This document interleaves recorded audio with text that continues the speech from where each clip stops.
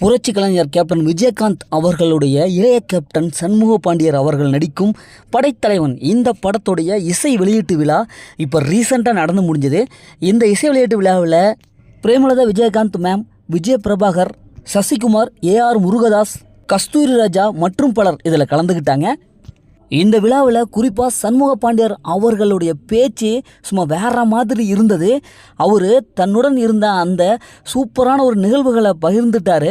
அதாவது படைத்தலைவன் படம் எனது அப்பா விஜயகாந்த் அவர்களுடைய மிகவும் பிடித்த படம். அவர் இந்த படத்துடைய கதையை கேட்டிருக்காரு. ஒரு சில ஃபைட் சீன்ஸ்லாம் அவர் பார்த்துருக்காரு. பார்த்த உடனே சூப்பராக இருக்கே அப்படின்னு சொல்லியிருக்காரு. அதனாலேயே இந்த படம் எனக்கு மிகவும் நெருக்கமான படம். அதனால் இந்த படத்தில் நான் ஒர்க் பண்ணும்போது ரொம்ப ஒரு வித்தியாசமான ஒரு ஃபீலாக இருந்தது. இந்த படத்தோட ஷூட்டிங்லேயே ஏகப்பட்ட தடைகள்லாம் வந்தது. இந்த தடைகள்லாம் தாண்டி இப்போ படத்தோடைய ஷூட்டிங்லாம் முடிவடைஞ்சிருக்கு. இப்போ போஸ்ட் ப்ரொமோஷன் வேலையெல்லாம் ஓரளவுக்கு போயிட்டுருக்கு. இந்த படம் கண்டிப்பாக அந்த கும்கி படம் போல் இருக்காது. இது முற்றிலுமாக வேறுபட்ட ஒரு கதையாக கொண்ட படமாக இருக்கும். கண்டிப்பாக எல்லாரும் இதை ரசிப்பீங்க.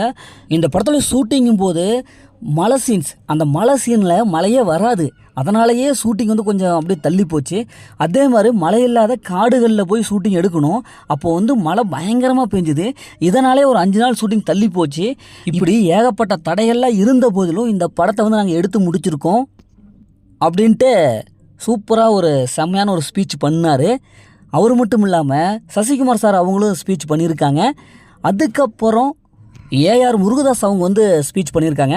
அவர் என்ன சொல்கிறேன்னா, ரமணா பார்ட் 2 கண்டிப்பாக வரும். அந்த படத்தில் சண்முக பாண்டியர் அவர் கண்டிப்பாக நடிக்கணும், கண்டிப்பாக அவர் நடிப்பார் அப்படின்னு சொல்லிட்டு ரமணா படம் 2க்கான ஒரு லீடு ஒன்று கொடுத்துருக்காரு. இதை கேள்விப்பட்ட உடனேயே அவரும் அதற்கு ஓகே சொல்லிட்டாரு. ஏன்னா எனது அப்பாவுடைய படத்துலேயே மிக முக்கியமான படம் ரமணா. இந்த படம் எனக்கு ரொம்ப பிடிக்கும்.